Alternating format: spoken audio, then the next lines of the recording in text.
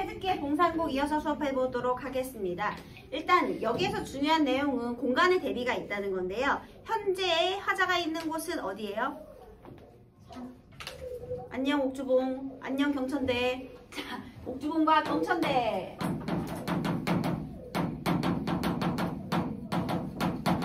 여기가 바로 화자의 은거지 되겠죠. 참고로 상주라고 해요. 경북 상주. 자, 여기에 은거를 하게 된 이유는 무엇 때문이었다? 병자호란 때문이었다. 그래서 청나라의 신하, 내가 오랑캐의 신하가 됐다니 너무 굴욕적이야. 그래서 병자호란 이후에 세상의 영증을 느끼고 자연에 이렇게 은거를 하게 되었어요. 자, 그런데 임금님께서 명령을 내리셨어요. 그래가지고 얘가 어디로 가게 됐죠? 청나라로. 청나라의 심양으로. 자, 청나라 심양에는 지금 누구가 계시죠? 복림대군하고 소현세자. 왕자님께서 계신단 말이죠. 그래서 복림대군과 소현세자를 모시고 와라 라는 임금님의 명을 받은 거예요. 임금의 명. 그래서 임금의 명으로 여기를 떠나기 전에 이제 인사하는 거죠. 근데 일단 옥주봉과 경천대한테 이렇게 잘 있어라 인사한다는 건 떠나기가 아쉽다는 거죠. 그래서 처음에는 떠나는 아쉬움에 대한 내용이었어요. 그런 다음에 자, 얘가 임금의 명을 받았을 때 태도도 중요해요. 은거지에 대해서 당연히 아쉬운 마음도 있지만 그래서 떠나기 싫어했어? 아니야. 아쉽게도 아쉽지만 임금님의 명령인데 당연히 가야지. 그래서 기쁜 마음으로 갑니다, 여러분. 물론 오래 걸리기야 하겠지만 에이 아니야. 뭐 그렇게 긴 시간도 아니야. 뭐 그렇게 먼 거리도 아니야. 뭐 이렇게 자기를 위로하면서 이제 떠날 준비를 하는 거예요. 자, 그 다음에 여기서 노련의 분노라는 표현 기억하시죠? 이 병자호란에서 노련의 분노. 이거 고사였죠? 중국 고사 인용에서요.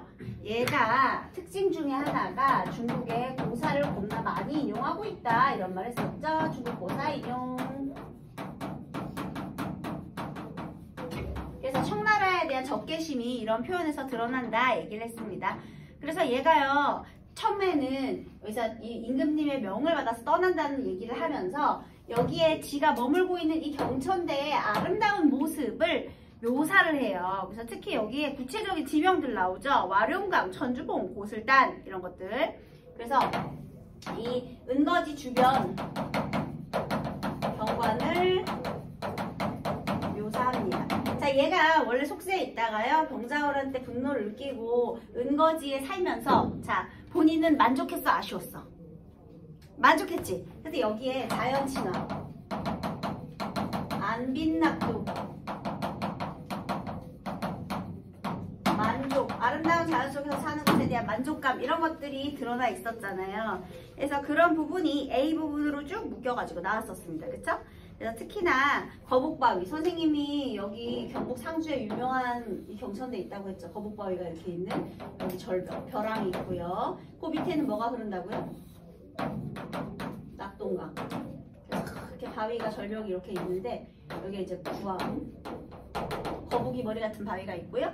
저기 뒤에는 또 막 산이 막 이렇게 막 선산을 받치고 있는 것 같은 막 이런 산이 구름도 뭉게뭉게 막 이렇게 있고. 그래서 별로 안 예뻐 보이면 어쩔 수 없지만 사실은 예쁜 배경입니다. 근데 여기에 막 이렇게 모래사장도 넓게 펴져 있고 숲도 문학이에요. 네네. 그래서 이렇게 지금 이런 경관, 아름다운 경관을 이렇게 묘사를 하는 부분이 있었어요. 그쵸? 자, 그 다음에 중략 부분부터 다시 한번 읽어볼게요. 64페이지 중략 뒤에요. 12영욕을 다 버리고 갈매기와 늘자더니 한마디로 속세와는 단절해버리고 자연 속에서 늙고자 했었거든요. 그런데 무슨 재주가 있다고 나라에서 아시고 쓸데없는 이 한 몸을 찾으시니 망극하구나. 아우 겸손합니다. 상주 12월에 심양가라 부르시니 자, 누가 불렀을까요? 누가 불렀을까? 임금님께서 부르셨겠죠. 야, 네가 가가지고 왕자를 좀 모시고 와라 했겠죠. 그래서 임금의 명을 받은 거예요. 어느 누구의 일이라 잠시인들 머물겠는가? 바로 떠나야지. 어느 누구의 명인데? 임금의 명인데. 그죠? 그래서 바로 떠나기로 했어요. 그래서 여기서 뭐 명령을 받고 망설인다든지 명령을 받고 고민을 한다든지 그런 게 이제 오답으로 나오는 거예요. 왜냐하면 여기서 밥비 챙겼잖아. 행장을 쌌잖아. 그러니까 여기서 뭐 고민하고 뭐 이렇게 뭐 머뭇하고 이런 거 없이 즉시 기쁜 마음으로 따르는 거예요. 임금의 은혜 감격하여 행장을 바삐 챙기니 3년 입은 옷가지로 이불과 요 겸하였네. 요는 바닥에 까는 거고 이불은 덮는 거거든요, 여러분. 그냥 옷 입은 채로 자겠다는 뜻이에요. 굉장히 소박하죠. 그래서 간소한 행장 차림을 꾸려서 떠나게 되는 겁니다. 남쪽의 더운 땅도 춥기가 이렇거든. 누가 봐도 여기가 남쪽이죠. 여기는 북쪽이고요. 그러니까 지금 우리가 12월이라고 그랬잖아. 겨울이에요. 그래 남쪽도 지금 이렇게 추운데 한겨울 깊은 데에 우리님 계신데야. 우리님은 저기 여기에요. 여기 님. 청나라 심양 훨씬 춥겠죠. 그러니까 다시금 바라보고 님을 생각해보니 이국의 겨울달을 누구 땅이라고 바라보겠으며, 그러니까 이국에서 보내는 또 추운데 자기네 나라도 아니니까 마음이 더 황량하겠죠. 또 타국풍상을 어찌 그리 겪으신가. 높은 언덕에 뻗은 칙이 3년이 되었구나. 여기서 높은 언덕에 뻗은 칙이 3년이 되었다라는 건 병자호란후 3년이 지났다 이런 말이네요. 그죠? 그래서 얘가 은거하면서 지금 3년을 보낸 거예요. 그죠? 네. 그래서 지금 여기서는 뭐가 드러나고 있냐? 연군지죠. 고생하고 있는 우리 왕자들에 대한 안타까움. 이런 것들도 드러나고 있습니다. 굴욕이 이러한데 꿇은 무릎은 언제 펼까? 이 꿇은 무릎이라는 게 바로 우리 병자호란의 치욕이죠. 조선에 사람이 없어 오랑캐 신하가 되었으니 300년 예악 문물 어디로 갔단 말인가? 오늘날 포로들이 다 옛날 관주민이라. 역시나 이 부분도 또 중국의 고사를 인용하는 부분인데요. 옛날에 은나라에서 주나라로 왕조가 교체될 때 은나라의 사대부들이 주나라에 구경 갔다가 거기 손님으로 눌러앉았다가 그 나라 국민이 돼버렸대요. 그러니까 지금 포로로 갔잖아. 포로로 갔으면 저항해가지고 나라를 되찾을 서력을 갚을 생각을 해야 되는데 그냥 동화돼 버렸구나 이런 뜻입니다. 그러니까 얘네들이 뭐 여기서 반란이라도 일으키길 바랬나 보죠. 그래서 포로로 잡혀갔다가 그냥 다 동화가 되어버렸다. 이거를 비판적으로 바라보는 거예요. 저항할 생각은 안 하고 포로로 잡혀가서 거기다 동화돼 버렸냐 이렇게 비판하는 것이고요. 태평시절 막히고 찬란한 문물은 사라지니 동해의 물을 어찌 퍼올려 이 굴욕을 씻을 것인가. 오나라 궁궐에 섭을 쌓고 월나라 산에 쓸개를 매다니. 얘들아, 지푸라기 위해서 잠자고 쓸개를 핥으면서 복수를 다짐한다. 이거 사자성어 뭐예요? 누울와 와신 상담이죠, 여러분. 와신 상담 들어본 적 있죠? 그러니까 지푸라기에서 잠을 자요. 오나라 궁궐 앞에. 그리고 월나라 산에서 쓸개를 빨면서 복수를 다짐하는 그런 장면인데요. 요것도 중국 고사죠. 와신 상담. 임금이 굴욕당하면 신하는 죽어야 고금의 도리인데 우리 군신 유의가 있잖아요. 그죠? 하물며 우리 집이 대대로 은혜를 입었으니 아무리 힘들다고 대의를 있겠는가. 그러면 대의, 지금 임금님이 시키는 대로 뭐 당연히 마땅히 해야 하는 거죠. 그래서 임금님의 명에 따르는 것은 당위적이다. 마땅히 해야 하는 것이다. 이런 얘기를 하고 있습니다. 그다음 어리석은 계략으로 거센 물결을 막으려니. 자, 임금님의 명에 지금 무조건 따라야 되는데요. 얘가 생각했을 때 나도 막 분연이 일어나서 싸우고는 싶어. 근데 어리석은 계략, 내가 그럴 능력이 있어 없어? 대항할 능력은 없어요. 근데 거센 물결을 막고는 싶지. 근데 거센 물결이라는 건 이제 시류의 흐름, 시대의 흐름을 말하는 거예요. 근데 재주 없는 약한 몸이 기운집 우리 망해가는 조선을 어찌할 것인가. 한마디로요, 나도 서력을 하고 싶지만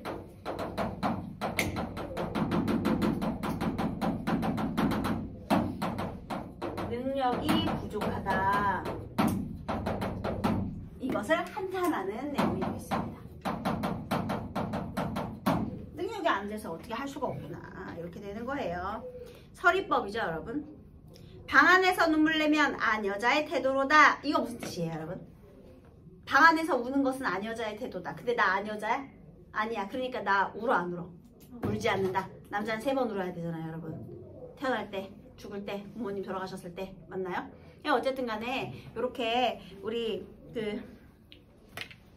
이렇게 지금 울지 않고 이제 나는 울지 않겠다 참아가고 있고요. 이 원수를 못 갚으면 무슨 얼굴을 다시 들까? 이제 치욕을 갚기 위해서 소망을 하는 겁니다. 악비의 손에 침을 뱉고 조적의 노에 맹세하니. 얘들아, 여기도 역시 중국 고사고요. 여기도 주석이 달려있죠. 악비와 조적의 고사를 인용하여 청나라에 당한 체육을 씻으려는 작가의 의지를 표현하였다. 중요한 포인트는 의지가 있다는 거죠. 처음엔 한탄을 했고요. 그 다음에 그래도 서륙을 다짐하는 의지. 서륙의 의지. 자, 능력이 부족해서 포기한다고 울기나 하면 내가 안여자지. 난 안여자가 아니니까 결국 서륙의 의지를 드러냅니다. 뭘 해서? 중국 고사를 인용해서. 네. 그래서요. 내 몸의 생사야 깃털처럼 여기고 몸의 생명 따윈 중요하지 않다라는 거죠. 목숨은 안 중요해. 동서남북 만리밖에 왕명조차 다니리라. 그래서 이렇게 연군지정과 함께 충성심을 다짐하고 있네요. 자, 그래서 여기까지는요. 이제 은거지를 떠나는 이런 심회, 임금님의 명을 받아 떠나는 신하의 이런 감회를 얘기한 거예요. 마땅히 해야지. 임금님의 명에 목숨까지 바치겠다. 이런 얘기를 했고요. 자, 이제 마지막 있거라 가노라 가노라 있거라. 요거 무슨 법이게요? A는 B, B는 C. 연세법이죠. 그리고 이 표현은 뭐랑 비슷하냐면 맨 처음 서사에서 가노라 옥주봉화, 있거라 경천대하거든요. 자, 순서가 가노라 있거라요. 근데 이번엔 있거라 가노라 가노라 있거라 순서의 변화를 줬죠. 이렇게 앞뒤가 대응할 수 있도록 했고요. 반복과 연세법을 사용하고 있고요. 무정한 갈매기들은 맹세 기약을 웃겠지만은 정은이 만극하니 갚고 다시 돌아오리라. 어라? 얘들아, 무정한 갈매기. 자, 아까 전에 옥주봉 경천대 여기도 계속 머물러 있는 거죠. 나는 떠나지만. 그 다음에 여기 또 무정한 갈매기가 있거든요. 야, 거기까지 갔다 네가 금방 돌아올 수 있겠냐 라고 생각할 수 있겠지만 하지만 나는 반드시 어떻게 하겠다? 돌아오겠다.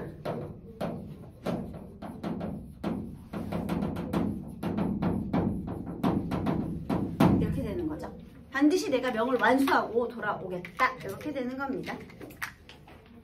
자, 그래서요, 여기에 이제 이런 내용을 한번 보고, 자, 답을 한번 맞춰볼게요. A에 대한 설명으로 가장 적절한 것은 몇 번? 되게 쉽죠? 자연을 완상하는 즐거움, 예찬의 태도. 아까 이거 자연 경관 묘사하는 거. 그 다음에 B는 왕명을 받은 신하로서 충성을 다하려는 태도. 정확하죠? 1번. 그 다음에 2번에 기역과 니은인데요. 가노라 옥주봉화 있거라 경천대야. 그리고 있거라 가노라 가노라 있거라 이 부분인데요.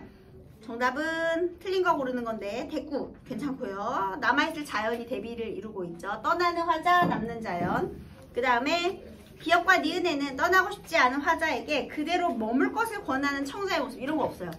자연은 나에게 말 걸지 않아요. 자, 그래서 요거 3번이 틀렸습니다. 자, 그럼 3번. 여기서는 틀린 게 몇 번이게요? 그렇죠. 거센 물결을 막아낼 수 있다는 자신감. 안 된다고 했잖아. 한탄했죠? 자, 그렇게 되는 거예요.